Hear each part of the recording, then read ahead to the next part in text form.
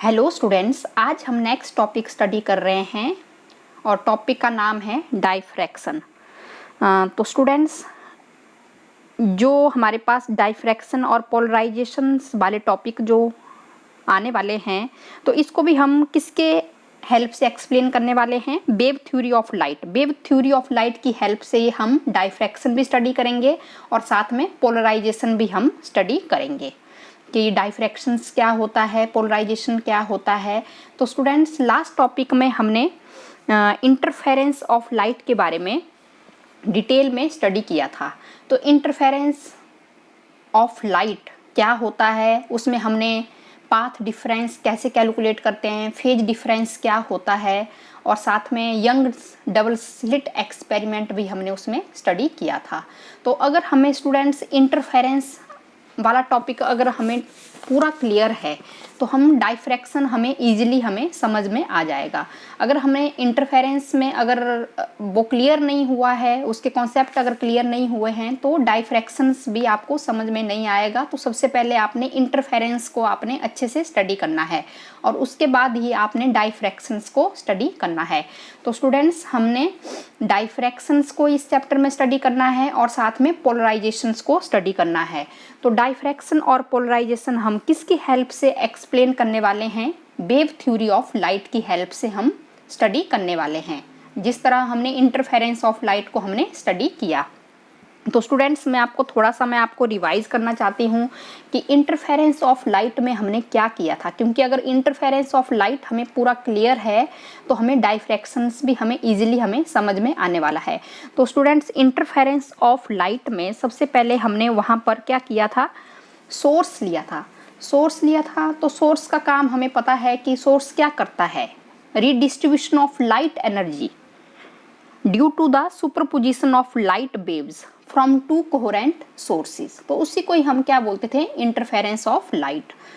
कि वहाँ पर हम टू कोहेरेंट सोर्सेज लेते थे और जो वेव्स आपस में सुपर इम्पोज होती थी, तो वो या तो कंस्ट्रक्टिव सुपरपोजिशन शो होता था स्क्रीन पर, या तो डिस्ट्रक्टिव सुपरपोजिशन हम बताते थे स्क्रीन पर। तो कंस्ट्रक्टिव सुपरपोजिशन क्या होता था? कंस्ट्रक्टिव में when two waves of same amplitude or same frequencies superimpose in same phase में जब वो superimpose करती थी waves, तो स्क्रीन पर obtained होने वाली जो फ्रिंज होती थी वो ब्राइट फ्रिंज होती थी।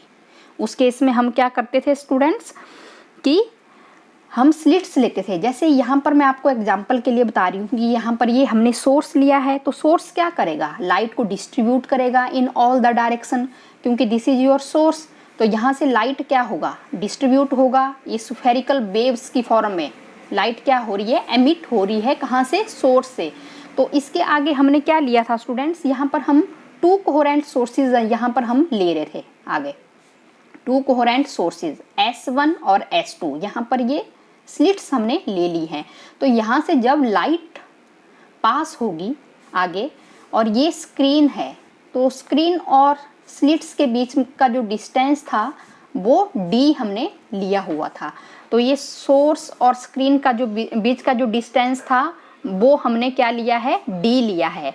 तो स्टूडेंट्स, यहाँ पर हमें पता है कि अब हमने क्या स्टडी करना है स्टूडेंट्स यहाँ पर, कि जो लाइट जो वेव्स होंगी वो सुपर इम्पोज होती हैं। सुपर इम्पोज कैसे होंगी? तो यहाँ से आपने बता दिया था कि या तो कंस्ट्रक्टिव वे में सुपर इम्पोज होंगी या तो डिस्ट्रक्टिव वे में सुपर इम्पोज होगी। तो यहाँ पर जो स्क्रीन पर जो बैंड बनने वाले थे वो डार्क बैंड बनते थे और साथ में ब्राइट बैंड बनते थे अल्टरनेट फॉर्म में। अगर एक बैंड डार्क बन रहा है तो दूसरा ब्राइट बन रहा है। तो ये हमें पूरा क्लियर है। हमने यंग्स डबल स्लिट एक्सपेरिमेंट में हमने पूरा ये डिटेल में स्टडी किया था। तो इंटरफेरेंस पैटर्न कैसे ऑब्टेन्ड होता है कि जो S1 और S2 से जो वेव्स यहाँ से स्प्रेड होगी, उनकी जो वेवलेंथ होगी और उनका जो एम्पलीट्यूड होगा वो नियरली सेम होगा। और इस तरह की वेव्स जब आपस में सुपर इम्पोज होती हैं तो वो it gives rise to interference of light. Interference pattern obtained होगा स्क्रीन पर। व्हेन दीज वेव्स कैसी होंगी? Of equal amplitude and equal frequency. When these waves superimpose on each other and it gives rise to interference pattern of light। तो dark और bright bands हमें obtained होते थे screen पर, ठीक है। जब दो वेव्स के सुपर इम्पोज होने पर हम क्या बता रहे हैं कि इंटरफेरेंस पैटर्न हमें ऑब्टेन्ड हो रहा है। तो इंटरफेरेंस पैटर्न में एक आपके पास कंस्ट्रक्टिव सुपरपोजिशन था, कंस्ट्रक्टिव, और एक क्या था आपके पास, डिस्ट्रक्टिव सुपरपोजिशन था। तो डिस्ट्रक्टिव में हमारे पास ये रहेगा, जब डिस्ट्रक्टिव सुपरपोजिशन होता था तो डार्क बैंड्स बनते थे, और जब कंस्ट्रक्टिव रहता था तो ब्राइट बैंड यहाँ पर ऑब्टेन्ड होता था। तो अब हमने स्टूडेंट्स ये तो हमें पता है कि इंटरफेरेंस में क्या होता है। अगर अब आपको डाइफ्रैक्शन के बारे में भी आपको पता होना चाहिए कि डाइफ्रैक्शंस में क्या होगा। तो डाइफ्रैक्शन पैटर्न्स में हमने बताना है कि सबसे पहले मैं आपको डायग्राम की हेल्प से मैं इसको शो करूंगी कि डाइफ्रैक्शंस क्या होता है।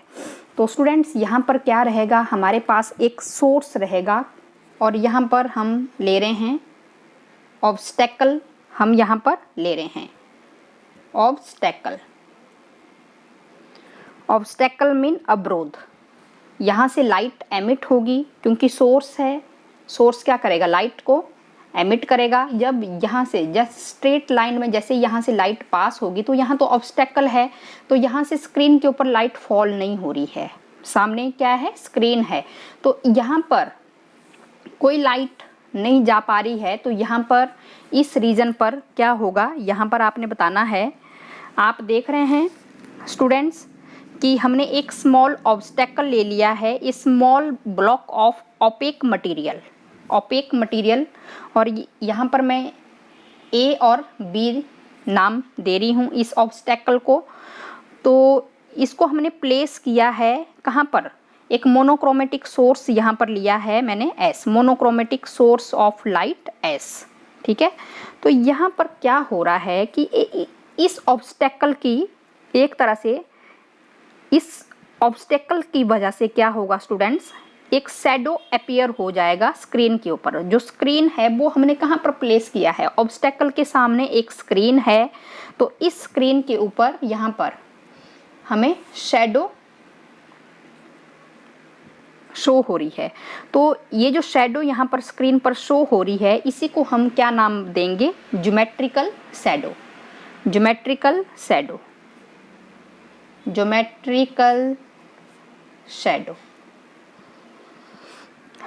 दोबारा से मैं आपको बता रही हूँ, कंसीडर ए स्मॉल ऑब्स्टेकल, ये एक ऑब्स्टेकल है ए बी, ठीक है। A small block of opaque material ले लिया है हमने, ए बी इसका नाम दिया है, और ये कहाँ पर, एक मोनोक्रोमेटिक सोर्स के सामने हमने इसको रखा है। तो यहाँ पर स्क्रीन पर शैडो अपीयर हो रही है in front of this obstacle A dash B dash. क्या हो रहा है, यहाँ पर शैडो यहाँ पर हमें शो हो रही है स्क्रीन पर, और इस तरह की शैडो जब स्क्रीन के ऊपर शो हो रही है तो इस तरह की शैडो को हम क्या नाम देंगे, ज्योमेट्रिकल शैडो।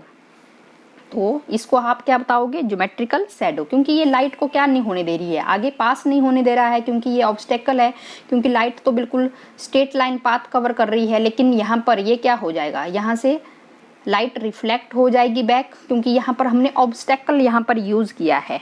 लेकिन अब केयरफुली है, कॉर्नर से भी जो लाइट होगी वो क्या हो रही है, यहाँ से लाइट बेंड हो रही है, लाइट यहाँ से क्या होगी स्टूडेंट्स, बेंड होगी। जब सोर्स से यहाँ से जो लाइट क्या हो रही है, स्प्रेड हो रही है, तो जो कॉर्नर होंगे ऑब्स्टेकल के, यहाँ से लाइट बेंड होकर कहाँ पर फॉल कर रही है, ज्योमेट्रिकल शैडो वाले रीजन के ऊपर लाइट यहाँ पर फॉल कर रही है। जो इसके जो कॉर्नर्स हैं, ऑब्स्टेकल के कॉर्नर से जो लाइट होगी वो क्या हो जाएगी, बेंड हो जाएगी। और जहाँ पर जो ज्योमेट्रिकल शैडो, स्क्रीन पर जो हमें शैडो जो यहाँ से लाइट आगे क्या हो रही है, पास कर रही है, और कहाँ पर फॉल कर रही है, स्क्रीन के ऊपर फॉल कर रही है। तो इन रीजन्स पर भी हमें क्या होगा, हमें लाइट दिखाई पड़ेगी, ठीक है। तो ये किसकी वजह से लाइट हमें शो हो रही है, this is due to the bending of light यहाँ से लाइट क्या हो रही है, बेंड हो रही है around the corner of the obstacles. इसके कोने से लाइट क्या हो रही है, बेंड हो रही है। तो इस तरह के फिनोमिना को ही हम क्या कहेंगे, डाइफ्रैक्शंस ऑफ लाइट। तो यहाँ से हमें पता लगा कि जो लाइट है वो ऑब्स्टेकल के कोनों से बेंड होकर स्क्रीन के ऊपर फॉल हो रही है, स्क्रीन के ऊपर फॉल हो रही है, जहाँ पर ज्योमेट्रिकल शैडो वाला जो रीजन था, ठीक है, वहाँ पर भी हमें लाइट दिखाई पड़ रही है। तो ये किसकी वजह से हो रहा है, this is due to the bending of light around the corner of an obstacles. तो इस तरह के पैटर्न को ही हम क्या बोलेंगे, डाइफ्रैक्शंस ऑफ लाइट। ठीक है, कि जो लाइट की इंटेंसिटी कम होगी, लेकिन यहाँ पर हमें क्या दिखाई पड़ रहा है, यहाँ पर इस वाले रीजन पर हमें बिल्कुल डार्क, ये बिल्कुल डार्क होगा, ज्योमेट्रिकल शैडो यहाँ पर बनती हुई दिखाई पड़ेगी। लेकिन इसके कोनों से जो लाइट बेंड होकर अब स्क्रीन के ऊपर फॉल हो रही है, तो इस रीजन पर और इस रीजन पर भी हमें लाइट हमें दिखाई पड़ेगी। तो इस तरह के ही पैटर्न्स को हम क्या बोलते हैं, diffraction of light. Diffraction of light, क्योंकि जो लाइट है वो कहाँ से बेंड होकर आगे स्क्रीन के ऊपर फॉल कर रही है, कॉर्नर से। जो ऑब्स्टेकल्स के जो कॉर्नर है वहाँ से जो लाइट है वो ज्योमेट्रिकल शैडो वाले रीजन के ऊपर फॉल कर रही है। तो यहाँ पर, यहाँ इस रीजन पर और इस रीजन पर हमें लाइट हमें दिखाई पड़ेगी।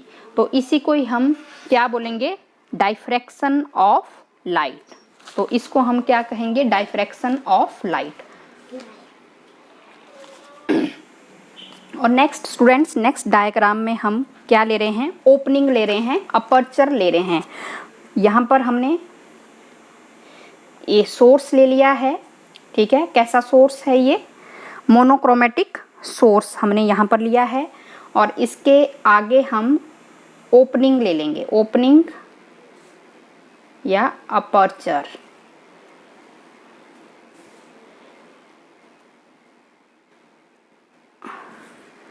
तो यहाँ पर हम देख रहे हैं, जब हमने ये अपर्चर लिया है और ये इसके कुछ डिस्टेंस पर हमने क्या लिया है, एक स्क्रीन लिया है। तो अब स्टूडेंट्स क्या होगा, यहाँ से लाइट क्या हो रही है, पास हो रही है, स्क्रीन के ऊपर फॉल हो रही है। यहाँ पर हम देख रहे हैं, तो स्क्रीन के इस पोर्शन पर हमें लाइट दिखाई पड़ेगी। हमें क्या दिखाई पड़ रही है, लाइट यहाँ पर हमें दिखाई पड़ रही है। तो यहाँ पर हमें मैक्सिमम लाइट यहाँ पर स्क्रीन के ऊपर शो होगी, क्योंकि लाइट है वो एक स्ट्रेट लाइन पाथ शो कर रही है और इजीली वे में यहाँ से जो लाइट होगी मोनोक्रोमेटिक सोर्स से वो स्क्रीन के ऊपर फॉल करेगी।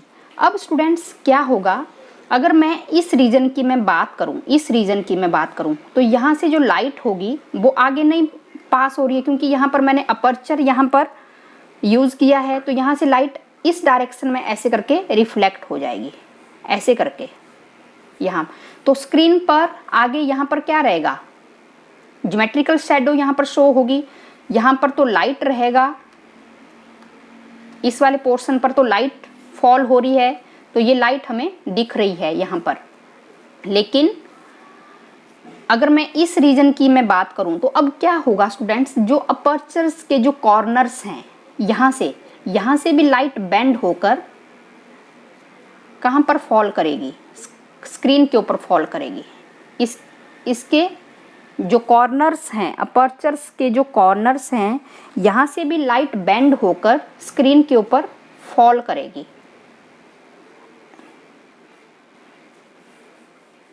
तो जहाँ पर जो ज्योमेट्रिकल शैडो यहाँ पर बन रही थी, वहाँ पर भी अब क्या हो रहा है स्टूडेंट्स, लाइट यहाँ पर फॉल हो रही है, क्योंकि जो अपर्चर्स के जो कॉर्नर्स हैं वहाँ से लाइट बेंड होकर कहाँ पर फॉल कर रही है, स्क्रीन के ऊपर फॉल कर रही है।